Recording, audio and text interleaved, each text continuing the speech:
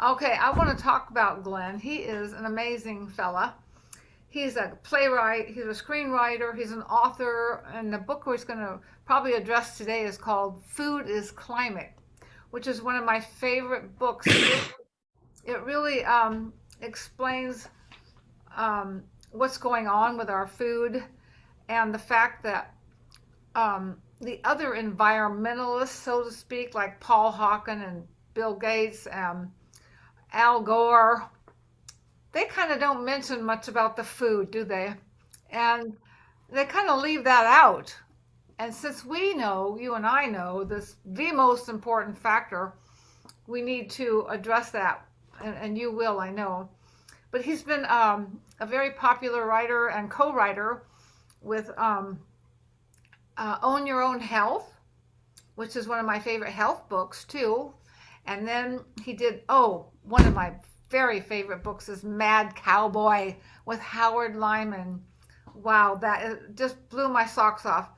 And he did The Secrets to Ultimate Weight Loss with Chef AJ and Unprocessed with Chef AJ. And he has a novel. He even writes novels um, about a political satire called, what's it called? It's called Off the Reservation. Off the Reservation. Thank you. I have yet to read that, so I'm going to read that.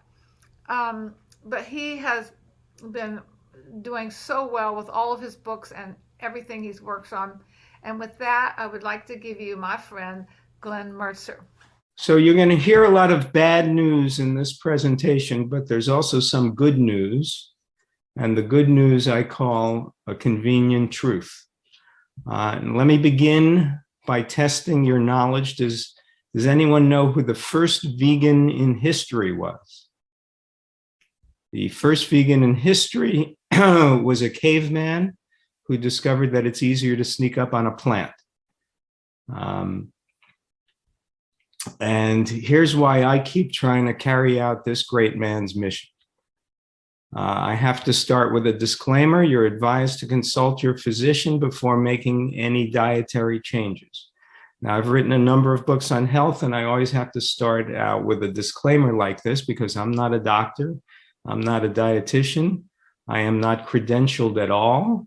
So if I'm going to have the nerve to write or speak about nutrition, a subject on which I am not credentialed or licensed, I should have the decency to advise the listener to not take my word for it, but speak with a professional. The only problem is, believe it or not, doctors are not trained in nutrition. This is a quote from a Harvard professor. The fact that less than 20% of medical schools have a single required course in nutrition, it's a scandal, it's outrageous, it's obscene. And I agree with that Harvard professor. Now, after all, the reason we advise people to speak with their doctors about their diet is that we make the reasonable, normal assumption that since diet affects our health, doctors must be trained in the field. But the truth is that some of them have no more training in the field than your plumber. Now, just think about the stunning, almost criminal incompetence of medical schools around this country in not teaching nutrition. For most people, most of the time, nothing will affect their health more than the food they eat. And yet medical schools treat nutrition as a subject of minor importance at best. Imagine going to law school and not learning anything about the Constitution. So why in the world is nutrition not taught to doctors? I've analyzed it. I've come up with 4 possibilities. First is not true. Medical schools are not run by fools. These are highly educated, intelligent people, and you'd have to be really foolish not to see a relationship between, say, food intake and obesity. Second possibility is that the medical schools, the medical establishment isn't concerned with wellness. In other words, they view their role as being in the sick care business. They're there to treat disease with surgery and medications, and they leave the wellness stuff to aromatherapy practitioners. But even if you accept that narrow view of the role of the doctor, the truth is nutritional therapy is often superior to pharmaceutical therapy. So it doesn't make sense as an excuse. Clearly, doctors should have this arrow in their quiver. Third possibility is that medical schools are corrupt. This is the cynical explanation that I hate to believe.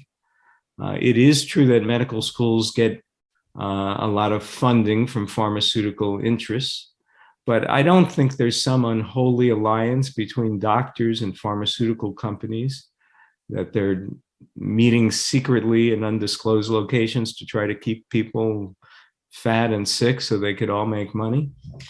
I don't think there's some conspiracy involved. I don't think doctors want us to be sick.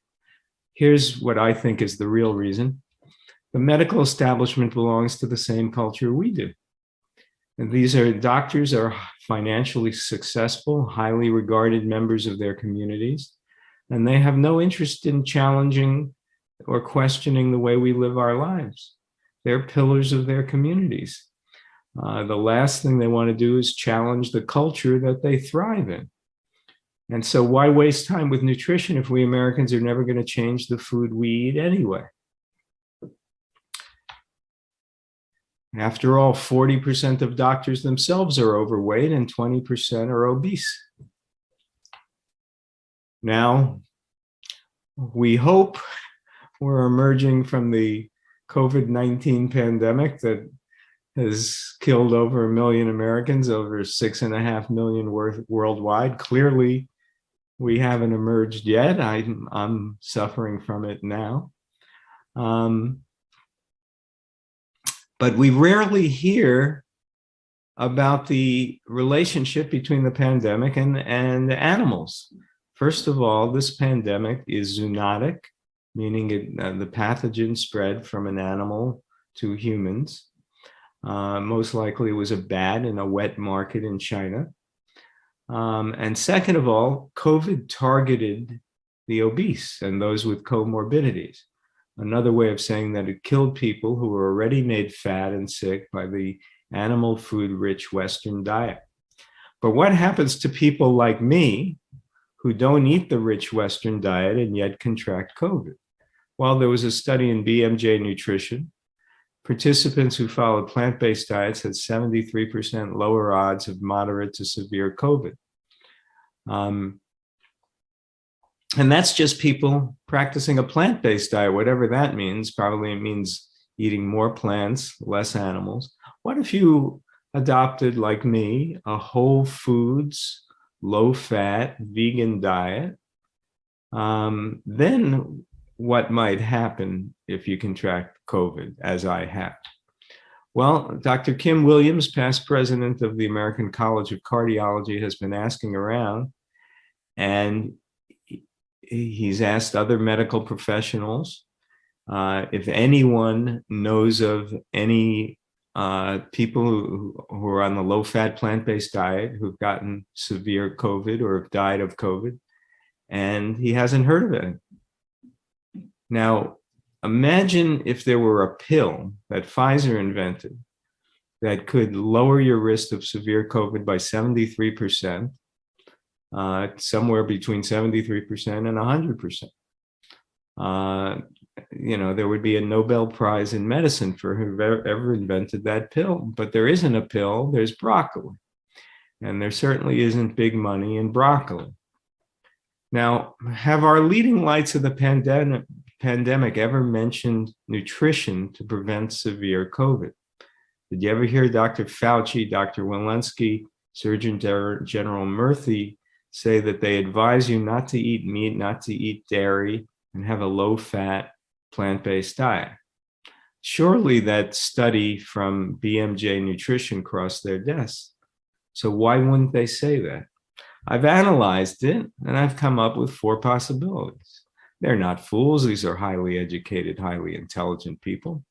Yes, they went to med school where they may have been taught to discount nutrition, but with so many lives at stake, that's not much of an excuse. I don't believe they're secretly making money off COVID drugs. I think these professionals are trying to do their best to save lives.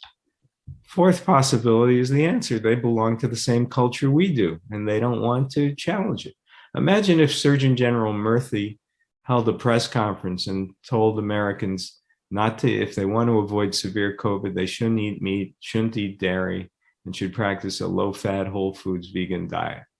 I don't think the president would be very happy with him. I don't think he'd last another 24 hours in the job.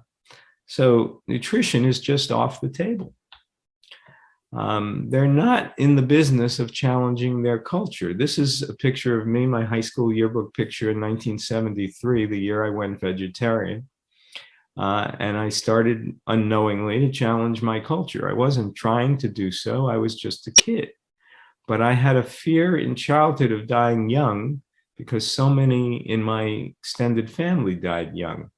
The year before, two of my uncles died. One was in his 40s, one was in his 50s of heart disease.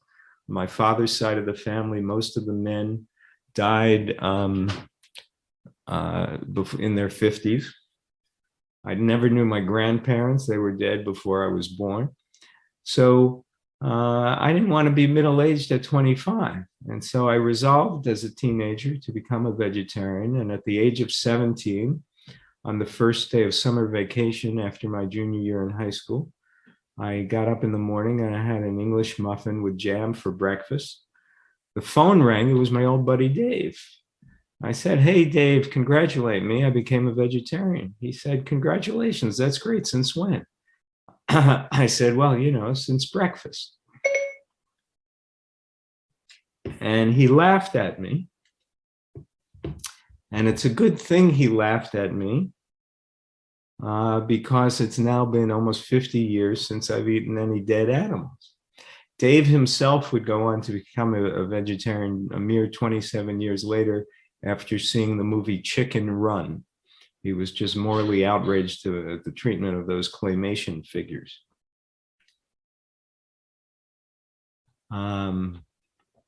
Next person I told was my mother. I said, "Mom, congratulate me, I'm a vegetarian." She said, "What took you so long to figure that out?" I said, "Well, what does that mean?" She said, "When she was pregnant with me, she had resolved to raise me as a vegetarian, but her doctor had talked her out of it. He told her that my brain and my bones wouldn't develop and I'd be small and weak if I survived at all. So that ignorant doctor actually managed to harm me before I was born." Still, the whole thing was mystifying. I said, "Wait a minute, Mom, you're not a vegetarian. Dad's not a vegetarian. My sister wasn't vegetarian. Why in the world did you want to raise me as a vegetarian?" And she said, "Because, Glenn, when I was pregnant with you, you felt like a vegetarian." Next person I told was my father. My father was a moderate in all things. This is him who, as a boy with my grandparents who I never knew. My father was a moderate in all things. When I told him I was a vegetarian, he said that was fine as long as I would eat meat once in a while. Next people I told were my obese aunt and uncle. And they were very, very alarmed for my health. Now, I wanted to tell them, "You're worried about me, look at yourselves." But, you know, you can't say that. But they thought that I was taking a very big risk with my health. And they asked me, where would I get my protein? So I ad-libbed. I said, "Well, I guess from cheese." And then stupidly, that's what I did. For the next 19 years, I didn't eat any animal products at all, except for cheese, just as a kind of safety valve to get my protein. And then in my mid-30s, I started to get pains around my heart. And I thought, boy, this is unfair. I have such bad genes. Even as a vegetarian, I'm getting heart disease in my 30s. That's just terribly unfair. And then I thought about it. I didn't go to the doctor. I thought about it. I thought, well, I'm not eating meat because of the saturated fat and cholesterol. And what is cheese? It's saturated fat and cholesterol. So I gave up the cheese, and I've never had any heart pains since then. I was a shy vegan. I wasn't interested in turning other people vegan until I met Howard Lyman, and we wrote the book Mad Cowboy. And I learned from Howard what he had done to the land Howard was a fourth generation cattle rancher turned vegan and animal rights activist. And I learned how he had destroyed the land and the streams and the river with his chemically intensive animal agriculture. And I realized that it's important that we all go vegan to save the earth. So since then, I've been trying to not be a shy vegan and to try to spread the word. Now, we are the fattest, sickest population ever to walk planet Earth. So congratulations to us. 3/4 of Americans are overweight and more than 40% are obese. I'd like to note that when Barack Obama was elected president, obesity stood at about 35% of Americans. There was a popular cry that all Americans should have health care, and Obamacare was the answer to that cry. Obamacare provided an additional 20 million Americans with health insurance and presumably greater access to medical care. By the time Obama's 8 years were over, obesity stood at 39%. Today, not 20, but 30 million Americans have insurance through Obamacare and presumably greater access to medical care, and obesity stands at 42%. So clearly going to the doctor isn't a good strategy for defeating obesity. We face an array of crises. In spite of our obesity, we have food insecurity. The climate is punishing us with wildfires and droughts and storms. And we hope we're emerging from a pandemic, but more Americans have died of COVID than any other population. All right. So where did all these crises begin? That's the kind of question you might discuss with friends over dinner. Some might blame the Democrats, some might blame the Republicans, some might blame socialism, some might blame capitalism, but is it possible that the problem is dinner itself? What we eat is all bound up with our culture. We eat 8 billion chickens per year. This is where we rank in meat consumption, number first in the world in poultry, fourth in the world in beef, 12th in pork, 17th in dairy. Where did we learn to eat this way? Well, we were taught by our mothers and our fathers and our extended family, our friends. We bond with them from infancy, and that bond, of course, begins with breastfeeding. Now, there's, of course, nothing wrong with breastfeeding, but there is a point at which you should stop drinking milk if you have any self-respect at all. Rats wean themselves at 4 weeks. They have no trouble figuring that out.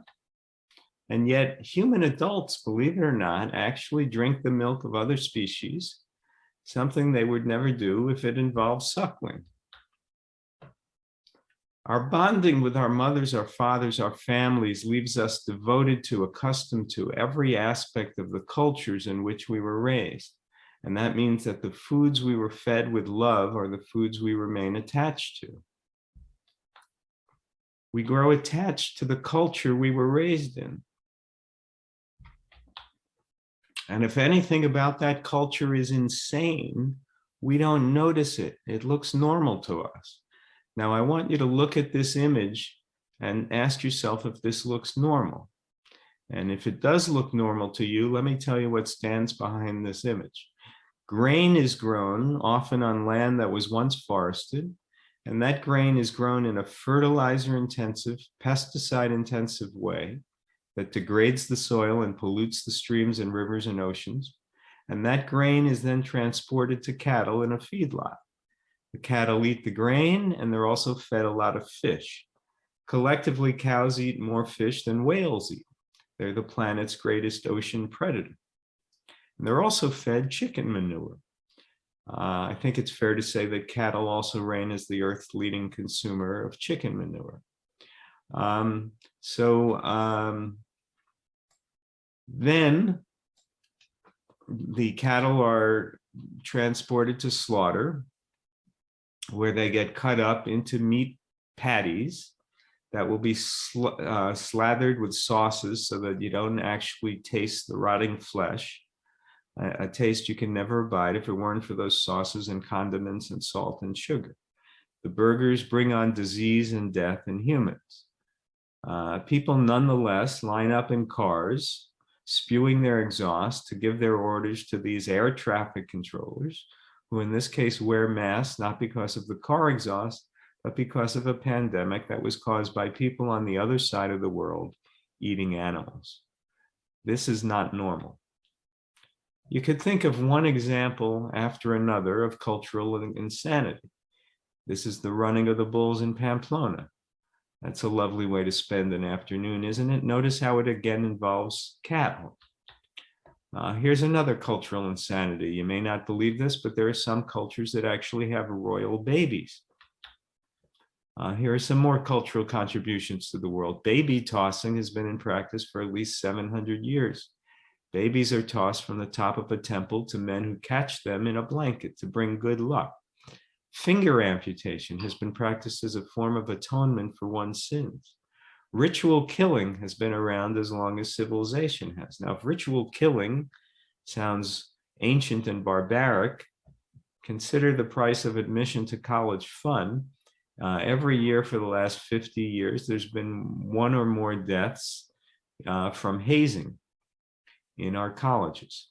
So young, healthy people drink gallons of rum until they die of alcohol toxicity.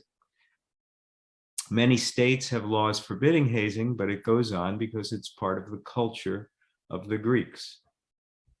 And this is part of our culture. And this is part of our culture. I don't know what stage of creating chicken nuggets this is, but it is remarkable that anybody could consider eating this filth. This is how we grow the poultry. These are considered cage-free birds. We put tens of thousands of birds in a warehouse at the risk of starting yet another pandemic. We have mechanized killing. Now, do we slaughter animals because we need to? No, we slaughter animals because eating animals is normal as a royal baby or the running of the bulls or a fraternity hazing. Our parents who loved us fed us animals. Animal foods are advertised on television. Surely animal foods must be good for us. All right, so then let's look at the science against eating animals.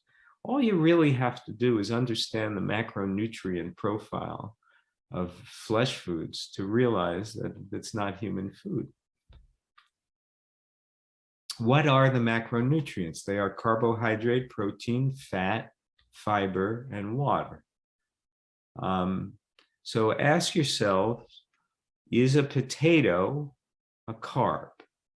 No, potatoes are not a carb. Potatoes are a root vegetable, and as such, they're a healthy human food. Yes, they contain more carbohydrate than protein or fat, but they actually have more water than carbohydrate. 100 grams of potatoes will have 87 calories, less than 1 calorie per gram. About 80 calories will be carbohydrate, about 6 calories will be protein, about 1 calorie will be fat. And so when you eat an ideal human food like the potato, you get plenty of carbohydrate to fuel your cells. You also get a good complement of protein to repair, grow, and regulate your cells. And you get a smidgen of fat. Now, if potatoes were a carb, ask yourself this: how many calories in a gram of carbohydrate? 4. How many calories in a gram of potato? 1. So how come it only has 1/4 as many calories? And the answer is the fiber and the water. Those count.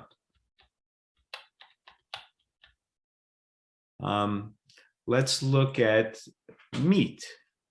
Is meat a protein? No, meat is not a protein. Meat is an ideal food for cats and other carnivores.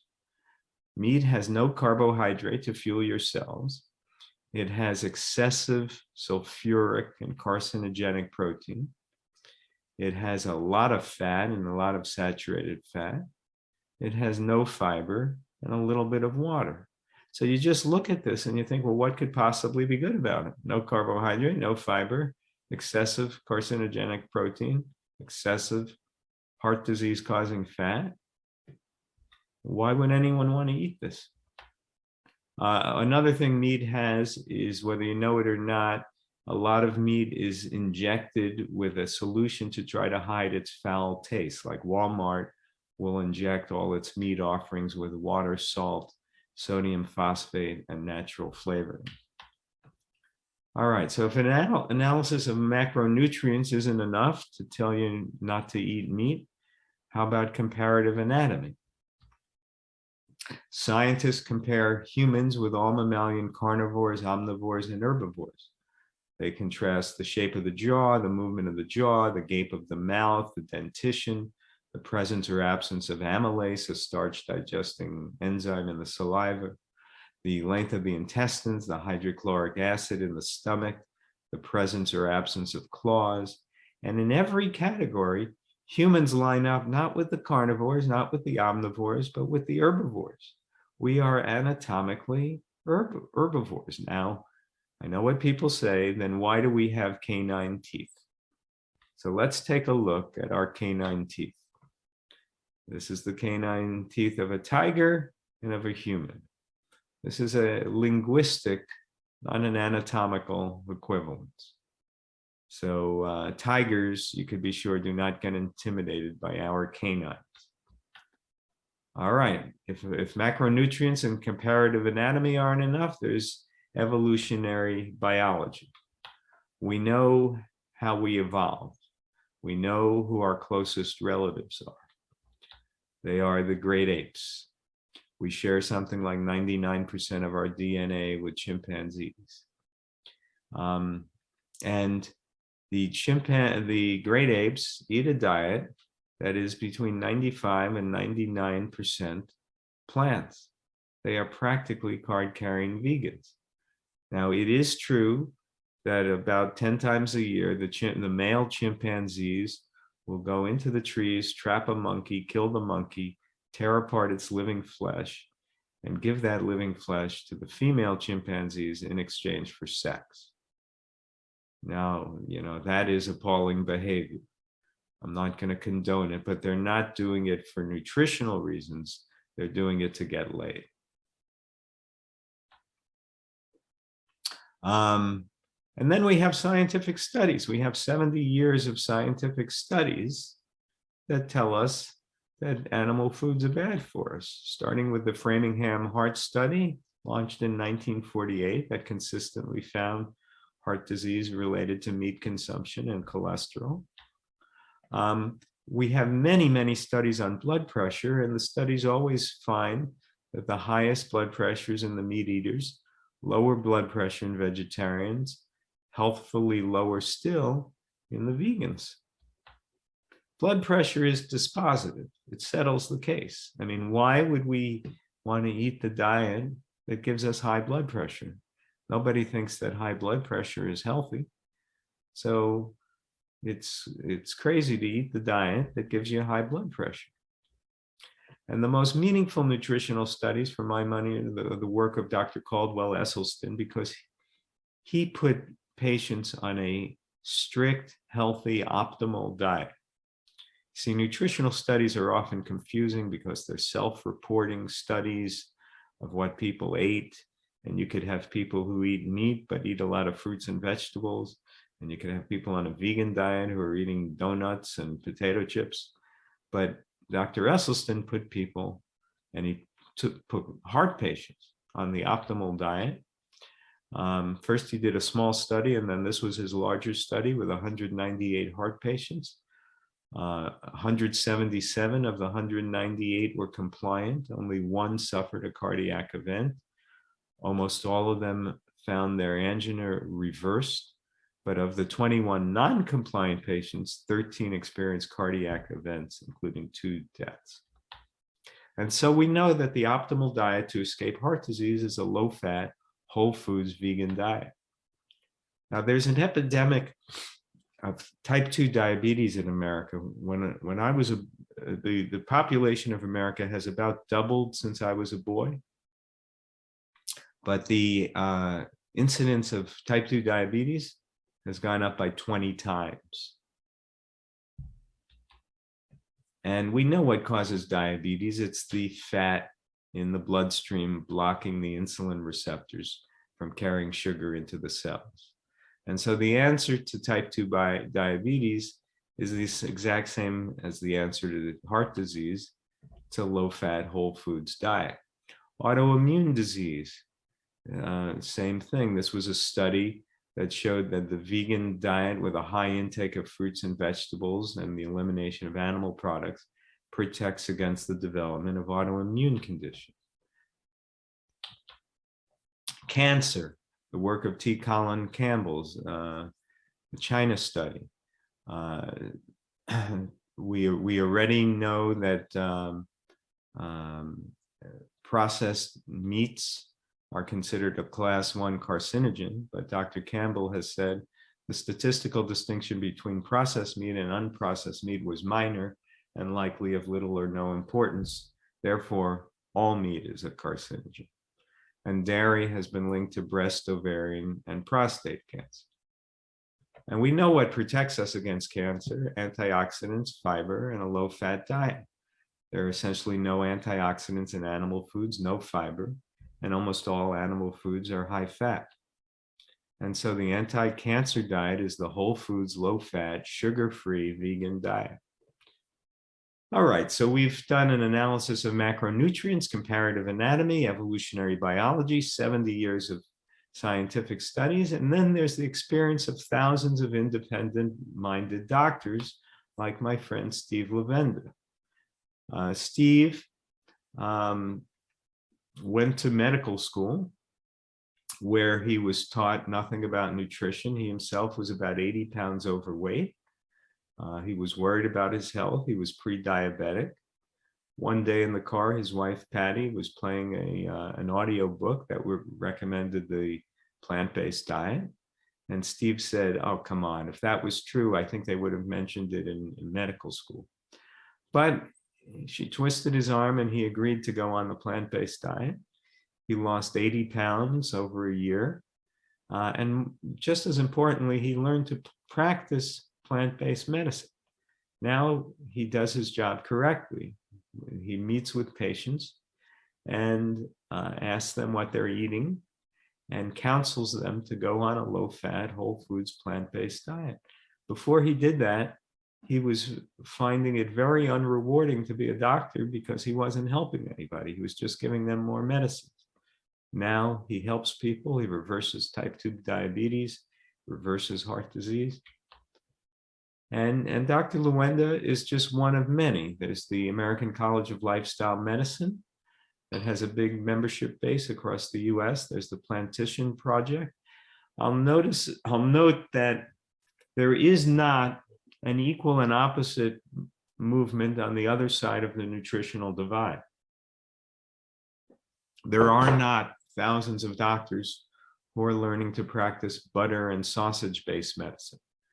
There is not a movement of people of doctors who believe in eating meat and are practicing medicine that way. The only movement is on the plant-based side. And so there's really no serious scientific debate about the optimal human diet. It's a whole foods, low-fat, plant-exclusive diet without oils or sugar or processed foods. There's no legitimate nutritional controversy. And so, what does our government recommend? This is what they used to call the food pyramid, and now they call it My Plate. Now, I told you before that I don't believe that doctors are corrupt. I don't believe that medical schools are corrupt. I don't believe that our Surgeon General and Dr. Fauci are corrupt. But this is pure corruption. This is what the USDA recommends that people eat. 2 cups of fruit a day, 3 cups of vegetables, 7 ounces of grain, 6 ounces of something called the protein group, which involves animal flesh, eggs, peanut butter, beans, peas, or lentils. I'll bet you didn't know that the lentil was a cousin of roast beef. And 3 cups of dairy. Now, if you have 3 cups of dairy, if that dairy is cheese, then you're going to get like 1,500 calories from the dairy. Why is there an upper limit here on the vegetables and the fruits? Is there one scientific study that says 3 cups of fruit are bad for you, or 4 cups of vegetables, or 10 ounces of whole grains? No. So why are they limiting it? And the answer is, because if you're going to eat 3 cups of dairy, you're going to get so many calories that they have to limit the good stuff. Now, again, this chart is made by the USDA, and their clients are the dairy farmers and the cattle ranchers. This is pure corruption. So why do we believe that nutrition is a controversial subject? There's not a conflict between science and science. There's a conflict between science and culture. And nothing affects our health more than the ability to breathe. And now we face a climate emergency. We all believe that climate change is caused by the burning of fossil fuels, right? Well, that is a big factor. The burning of fossil fuels is the second leading cause of climate change. But the leading cause is animal agriculture. And that's because of carbon opportunity costs. 37% of the world's non-ice land surface is grazed. Studies have been done that show that if even less than half of that is restored to forest, we can sequester enough carbon dioxide to return us to pre-industrial revolution levels of atmospheric CO2. The signature greenhouse gases of animal agriculture, methane and nitrous oxide, are far more powerful greenhouse gases than carbon dioxide. Methane is 120 times as powerful. Nitrous oxide is 300 times as powerful. So why are we being misled? Why is animal agriculture rarely discussed? And most of the leading climate spokesmen, like Al Gore, concentrate solely on fossil fuel burning. Well, there's the visual bias. You can see smokestacks from energy plants and manufacturing plants belching carbon dioxide and other pollutants into the air. You can't see the methane and carbon dioxide being produced by 1.5 billion cattle on the planet. Most of us don't see the lagoons of manure that are fouling our landscape. We also can't see the forests that are no longer here, that have been cut down or burned to make room for cows. We can't see the land that has been gradually grazed into desert. This is my friend Silas Rau's paper, Animal Agriculture is the Leading Cause of Climate Change, a position paper, in which Silas proves that animal agriculture is responsible for at least 87% of greenhouse gases once he factors in a robust understanding of carbon opportunity costs. But even Silas left out of his 87% lower bound animal respiration from 25 billion farmed animals, pasture maintenance fires. These are fires set every day, once a year around the world in grazing operations. They burn down everything the cows don't eat. You couldn't factor in, because it isn't measured, the bottom trawling of the oceans and how much sediment that kicks up and reduces the ocean's ability to sequester carbon dioxide. And he couldn't factor in, because it isn't measured, decreased sequestration from diminished phytoplankton populations due to industrial fishing and diminished sea forest. So if you factor all that in, it could well be that animal agriculture is responsible for far more than 90% of greenhouse gases. This is a NASA fire map. These are pasture maintenance fires set on just one day over the world. Notice, by the way, the big patch of brown from the Sahara Desert across to the deserts of the Middle East, to the Thar Desert in northern India, to the Gobi Desert in China. Isn't it interesting that these were not always deserts? The Sahara used to be forested. Until when? until about 10,000 years ago with the invention of animal agriculture.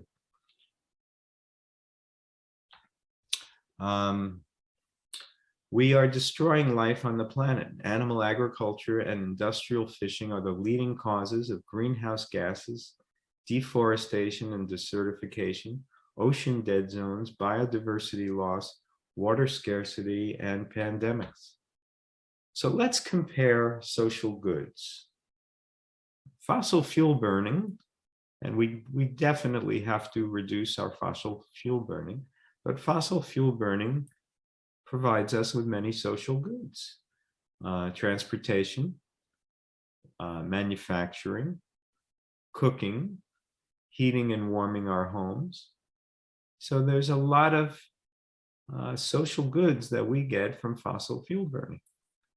Animal agriculture provides us with obesity, heart disease, cancer, diabetes, autoimmune diseases, food poisoning, pandemics, noxious lagoons of manure, prolific waste of water and grain, and less food because we're feeding the grain to the animals and then getting less food out of the animals. So there is no social good associated with animal agriculture, only harms.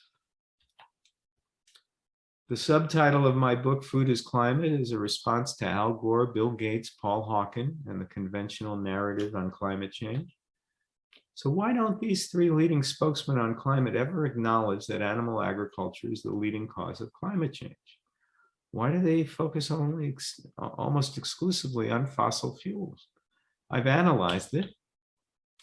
They're not fools. I don't believe that. These are highly intelligent men. I don't think they're corrupt. Yes, Al Gore has a few cattle on his land. He's a multimillionaire who couldn't possibly care about the few pennies he's making on the cattle on his land. Bill Gates has enough money to last for hundreds of thousands of lifetimes. Paul Hawken, as a young man, turned down a fortune to keep working on his small business. So I don't believe they're corrupt. The answer is they're part of the same culture we are. And they're not about to challenge our culture. Now, in order to heal, we have to leave our wounds alone. When you go to the doctor and he dresses your wound, he never says, okay, I want you to take this home and scratch it. No, he says, leave it alone and it will heal. We are self-healing mechanisms. So is the earth. In order to heal the earth, we need to leave as much of it alone as we can. If we stop eating animals, we could leave more than 80% of the earth alone to heal. 70% of it is the oceans. We need to end industrial fishing. We also need to protect the oceans from plastic and other pollutants, but industrial fishing is what's harming the oceans more than anything else. And 37% of the non-ice land surface of the earth is devoted to grazing. Another 6% is devoted to growing feed for animals. So when you add that all up with 70% of the earth being ocean, that's over 80% of the earth that we could leave alone to heal if we just stop eating animals. This is an image of a once barren landscape in India in 2002. And 4 years later, when they ended the grazing and left the land to heal. We could do this to the entire earth, to 40% of the earth that's grazed.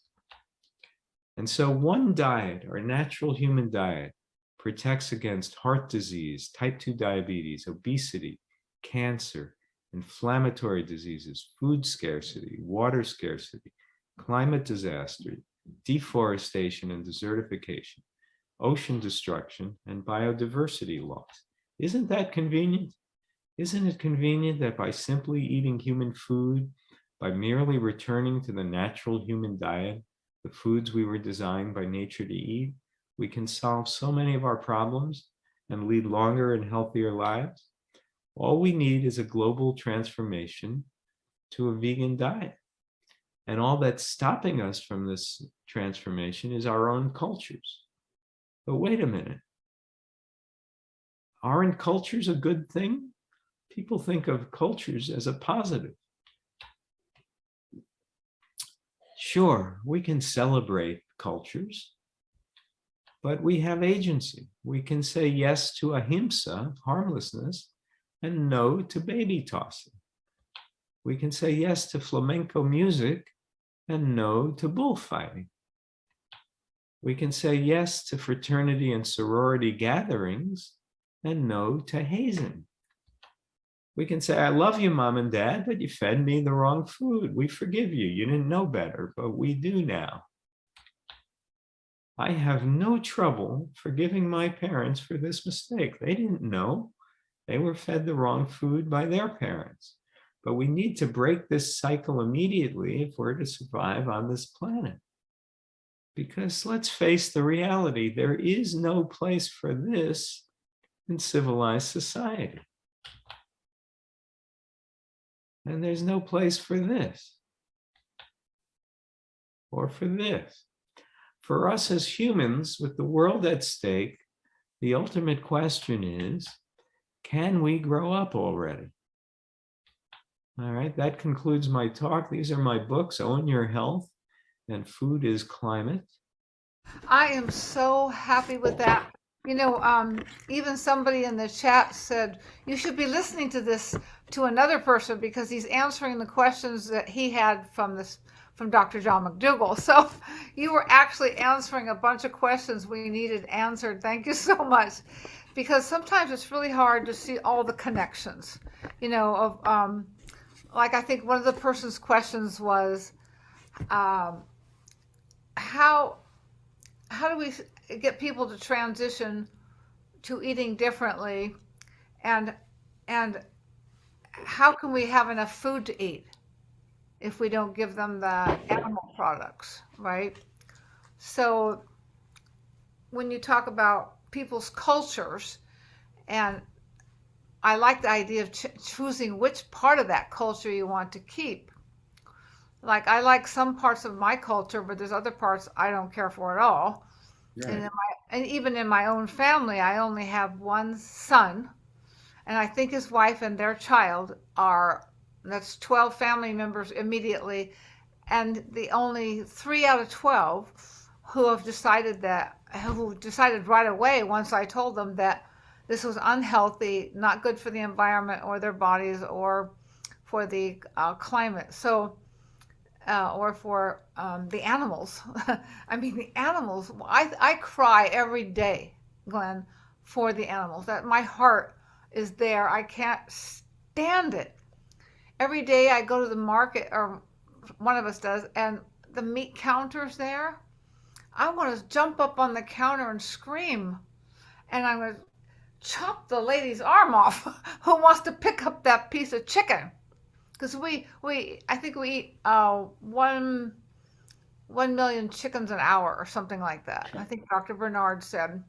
And I know because I've been to the factory farms of chickens and cows and pigs, all of them. And I know what they look like before they hit your dinner plate. And this is not okay. And it's just, I'm sorry, but anything that we can do by having you speak on this to help stop that is, to me, climate change too. I mean, we're not going to have an Earth, Glenn. We won't have a planet. All the food will be gone. The water will be gone. The air will be polluted. And we're over with. So this is like the most important things we can be talking about. And so thank you for making it. You make it, the way you present it is so clear and easy to understand. Even with COVID, you're just a marvelous communicator, really. I can't believe you went through it all, and thank you so much for that. Because you're not a doctor or a nutritionist, that's right, but you brought in the doctors and the nutritionists who talk about this and who have the actual science behind to show that it works. Yeah. And there is no science on the other side. You know, you think of Dr. Esselstyn's study where he took severe heart patients and put them on a low-fat, whole foods, vegan diet and got them well. Now imagine if another doctor who was a paleo doctor, imagine if he tried to get funding to put heart patients on sausage and butter. I mean, nobody would fund that study because we know, it's not disputed territory here. We know that the sausage and the butter is what made these people have heart disease in the first place. And even that chart you have with the dairy on the chart, I mean, on your health chart, that infuriates me so much because Dr. T. Colin Campbell said dairy is our most powerful carcinogen. Yeah. And I had cancer, and I think it was from the dairy because I was eating mostly dairy when I got my cancer. I was eating the ice cream and the cheese and the yogurt, and I ate more of that than anything. I ate a little bit of chicken, a little bit of fish, but mostly I was eating dairy. And that's when I got my cancer, and I would have been dead 34 years ago had I not met Dr. John McDougall. But so people need to really understand that we're not only killing ourselves but the planet, and we just have to stop. And thank you so much, Glenn, for this wonderful presentation. It really is, even with a couple coughs here and there, you did great. And so does anybody, Ronnie, does anybody have questions? Yeah, we had a few, but one of the questions was, Glenn, what, with your book, Climate is or Food is Climate, what has been the response from climate experts or so-called climate experts with this food angle that they may not be familiar with? What has the response been, positive, negative, or is the jury still out? I wish I could answer that question, but I think the truth is the book has been ignored by the mainstream climatologists. So I haven't gotten much response to it from them. Well, that's because they're in the back pockets of the meat, dairy, and egg industry, right? Well, again, if you just make the assumption that people will always eat meat, then we have to have the grazing land, and then we have to have burgers and chickens and everything. And people who make that assumption that the world will never go vegan, that we have to eat meat, they don't look at it. It's just they start with the assumption that people will always eat the way we're eating now.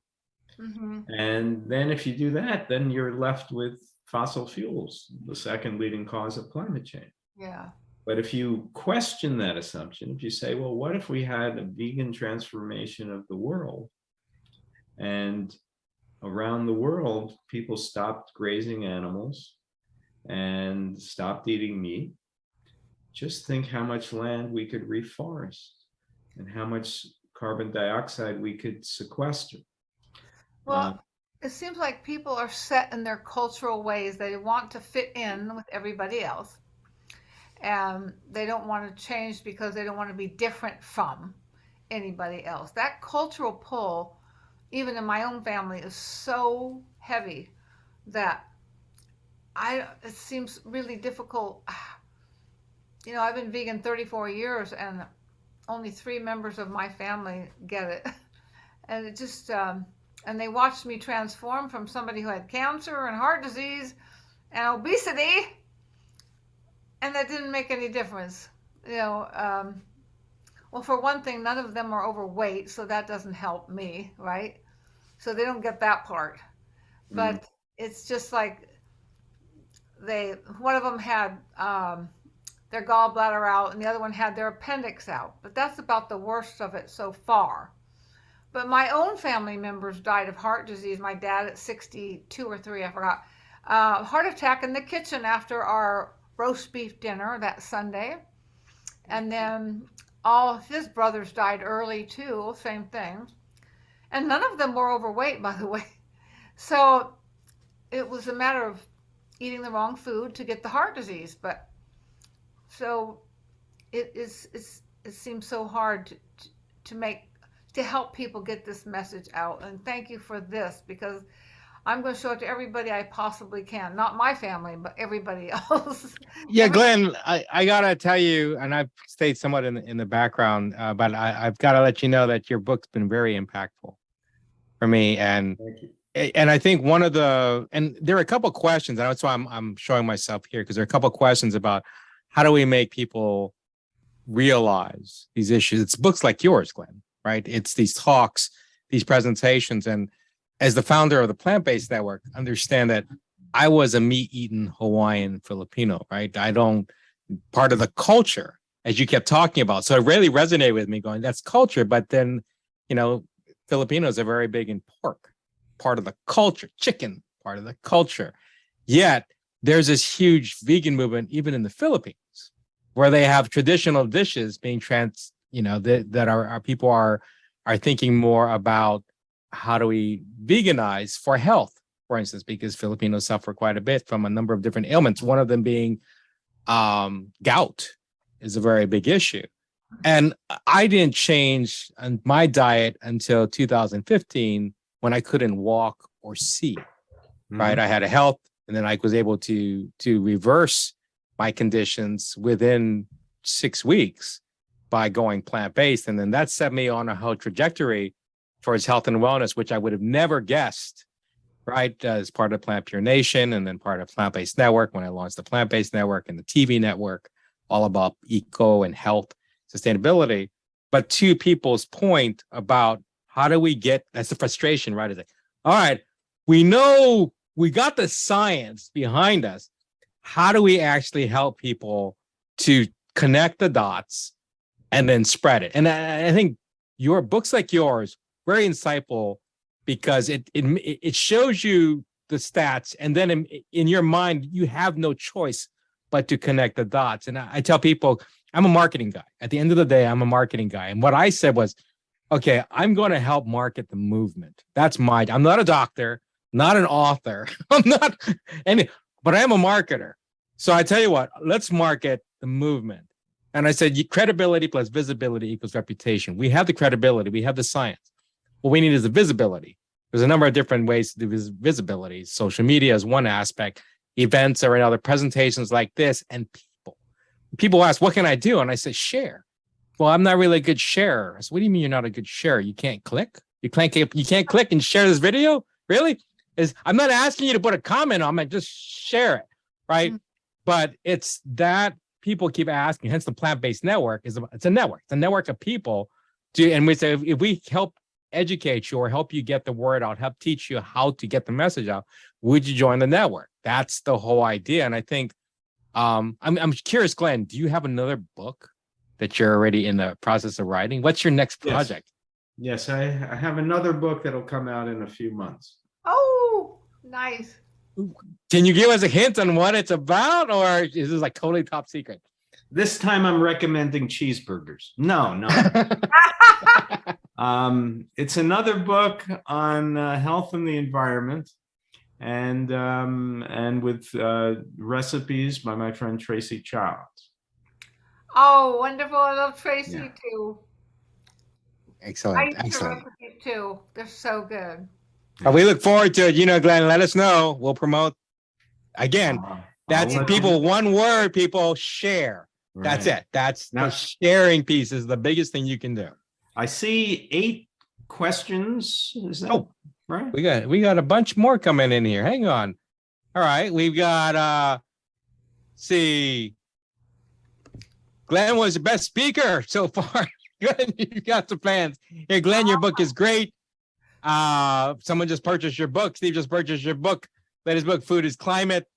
And see, given the enormous pushback against eating vegan, or even pulling back the 10% of calories, and most people still believe they need to eat animals, fowl or fish, and most people eat animal products every meal, and developing countries are eating more meat, and given the environment is in catastrophe, wouldn't it make sense to support plant meats and plant dairy? What are your thoughts on plant meats and plant dairy? Yeah. Well, we at home here, we have plant milks like soy milk and and almond milk. So sometimes that helps for baking and making smoothies and things like that. So I have nothing against plant milks. It's important to try to get plant milks that don't have sugar and oil, but just simple ingredients. As for the plant meats, there is a problem in the vegan movement now, where if you go in the grocery store to a vegan section, refrigerated section, where there'll be plant meats and plant cheeses, so many of them have coconut oil. Yeah. And coconut oil has about as much saturated fat as roast beef. You know, I just think coconut oil is a disaster. So, and oil in general is to be avoided, but coconut oil is the worst. So if you're going to have plant meats, you want to try to have, and these are going to be products that are in the grocery store, you want to try to get clean products that are just vegetables, mushrooms, maybe nuts and seeds. You don't want to have, you know, soy protein isolate with canola oil and that kind of ingredients. Now, in my next book, Tracy Child's Recipes, we're going to have plant burger recipes with just whole foods. Hers are the best. What's that? Her recipes are my favorite. Yeah, she's great. What we're trying to do in this book is veganize a lot of comfort foods. Ooh. All right. Well, we look forward to it. Thank you so much, Glenn. Thank you for what you do. So and again, Glenn, for this, thank you. You are marvelous. And Thank please you. heal soon. Feel better fast. Okay. Okay. Thank you so much.